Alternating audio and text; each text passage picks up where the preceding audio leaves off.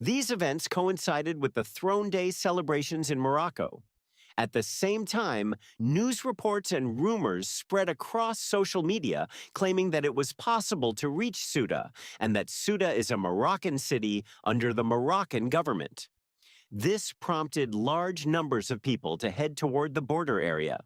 Among the crowds were young people, women, elderly people, children, as well as migrants from sub-Saharan African countries. Some people jumped into the sea, others tried to climb the border fences, while others managed to reach Ceuta by different means. Show footage of people swimming and climbing the border fence here. As the numbers continued to increase, the Spanish security forces were placed on high alert, with patrols deployed across different locations to prevent further crossings, while rescue teams intervened to assist people who encountered difficulties at sea. There is no food, the shops are closed. People treat you badly. You don't know where to go and they kick you out. That's the whole situation. They were shooting at us. They released dogs on us and shot at us.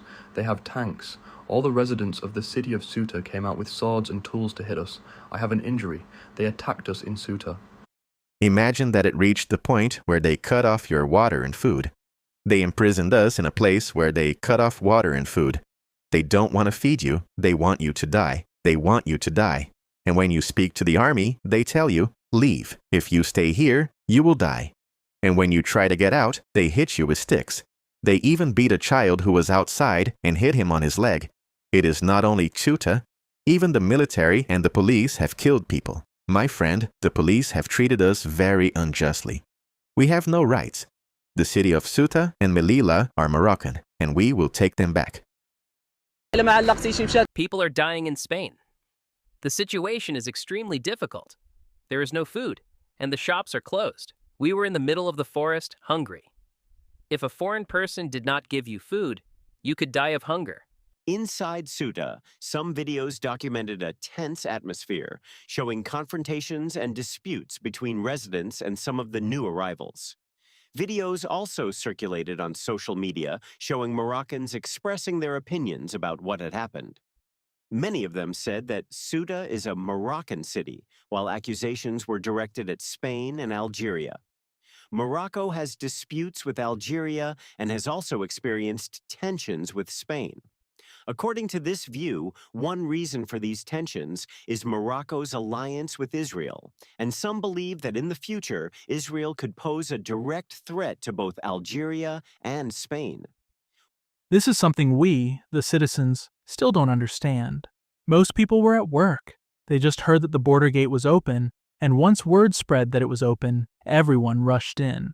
In hours, Ceuta became the focus of widespread media attention, and the issue of irregular migration once again dominated discussions between Morocco, Spain, and the European Union.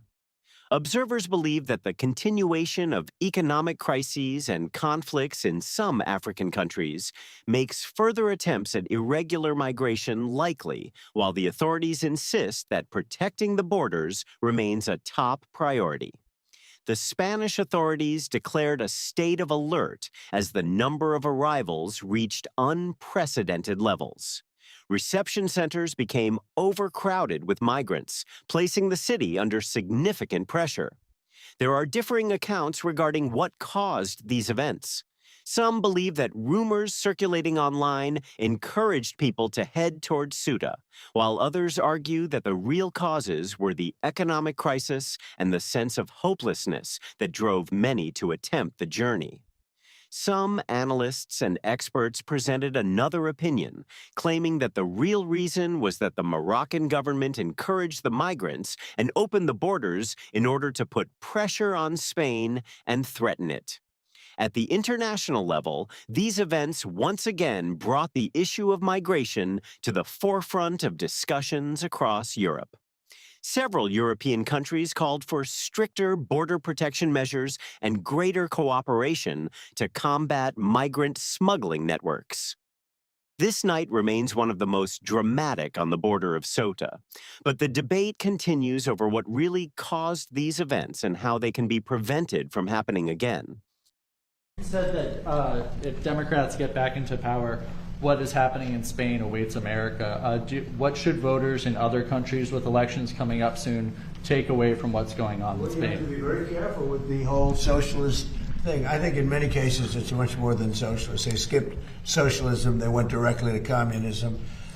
But when I saw what happened in Spain, I said, you know, we had a version of that. You could say much worse. We allowed 25 million people under Joe Biden, the Democrats. We had open borders, and countries all over the world, almost all of them, sent people that they don't want into our country. And we've gotten a lot of them out, and we're getting more, including murders. And I always said 11,888, that was the number of murders. Many of them committed more than one murder. And we're going to be just like that if you put these lunatics in that I see running for office. We had an open border a year and a half ago. We had the worst border in the history of our country. Now we have the best border. We haven't had one person come in, and this is done by the Democrats, not by left-leaning people. They do charts.